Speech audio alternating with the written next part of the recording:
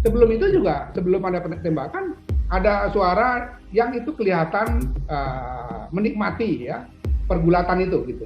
Ketawa-ketawa. Yang menikmati yang dari Laskar ini.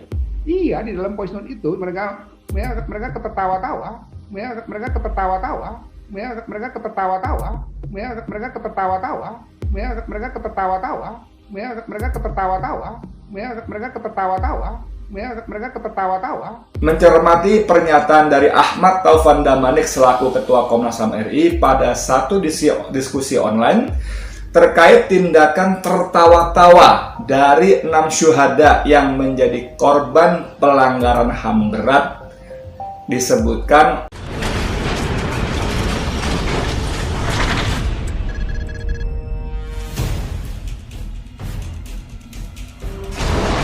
Assalamualaikum warahmatullahi wabarakatuh. Saudara, dengan saya Edi Mulyadi. Saudara sekalian, kemarin saya buat video based on pernyataan Ketua Komnas HAM Ahmad Taufan Damanik pada sebuah diskusi online. Ada beberapa yang saya kritisi, terutama tentang ucapan dia bahwa anak-anak Laskar FPI itu ketawa-ketawa ketika terjadi clash pergulatan dengan aparat kepolisian.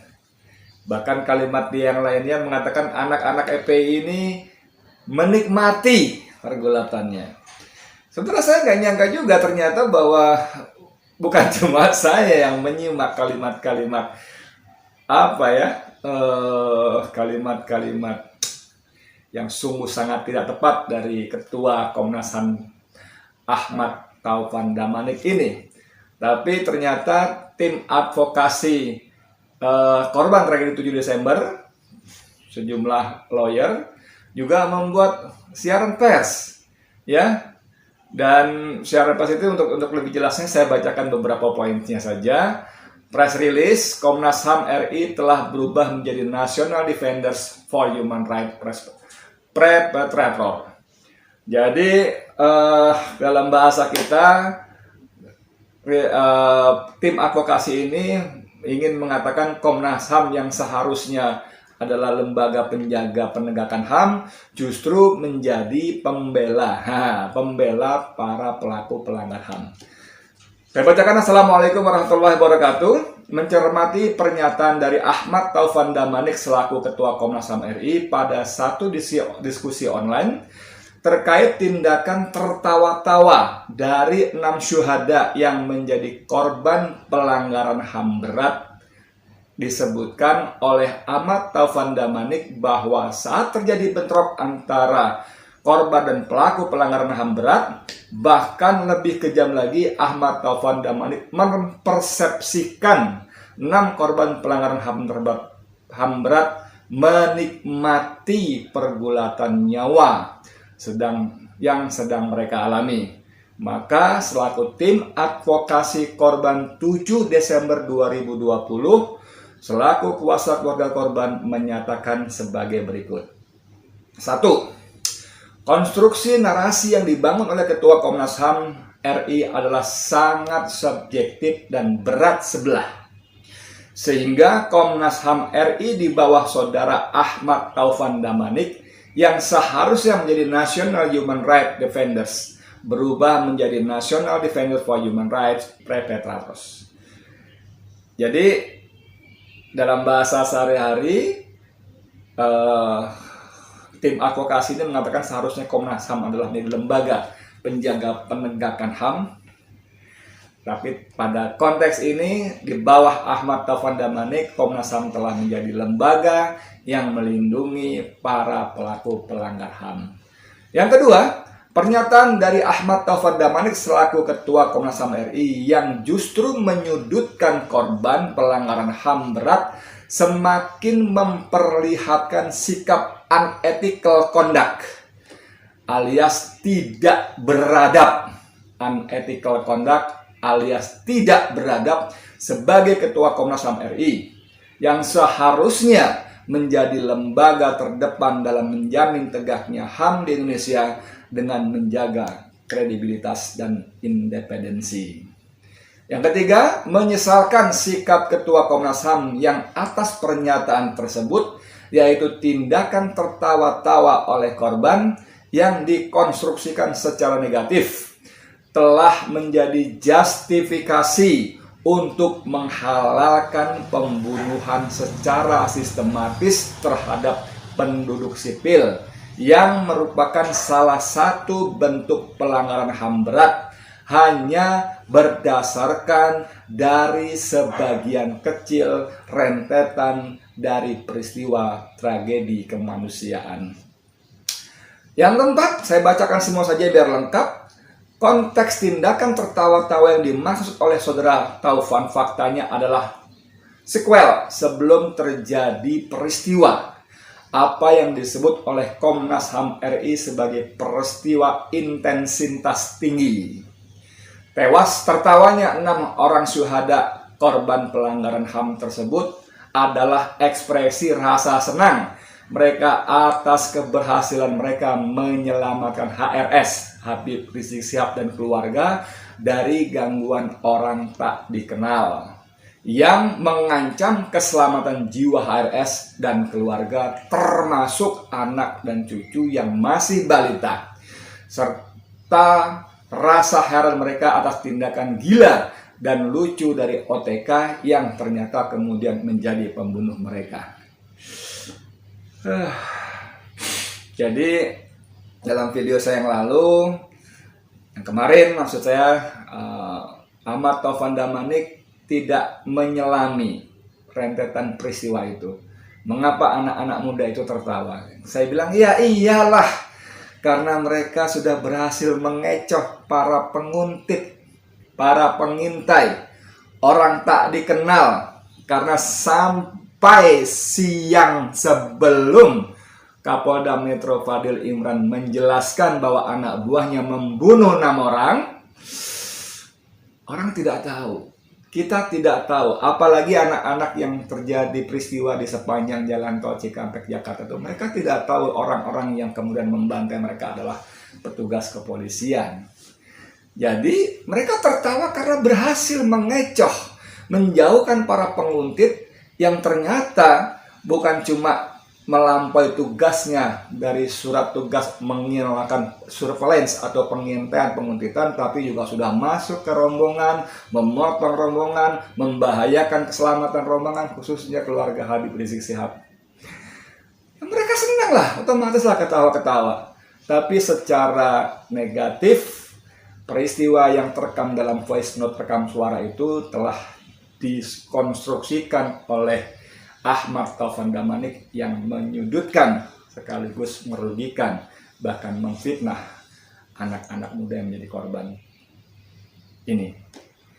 Yang kelima, ini membuktikan bahwa saudara Taufan tidak mengerti dan memahami sesungguhnya konteks peristiwa yang terjadi dalam rangkaian peristiwa tragedi kemanusiaan, sehingga patut bertanyakan kualitas kepemimpinan saudara Ahmad Taufan Damanik dalam memimpin Komnas HAM RI.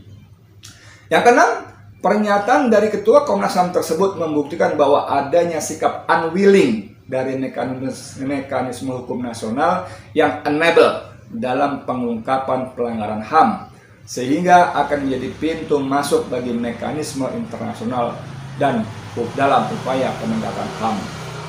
Demikian rilis tim advokasi 7 Desember 2020 atas peristiwa tragedi Desember 2020 di Karawang, yang merupakan bagian tak berpendapat kami, yang merupakan bagian hak berpendapat kami yang dijamin oleh Konstitusi Undang-Undang Dasar 1945 sesuai dengan tugas kami sebagai advokat. Jakarta, 15 Januari 2021, M. Haryadi Nasution, SH, MHCLA.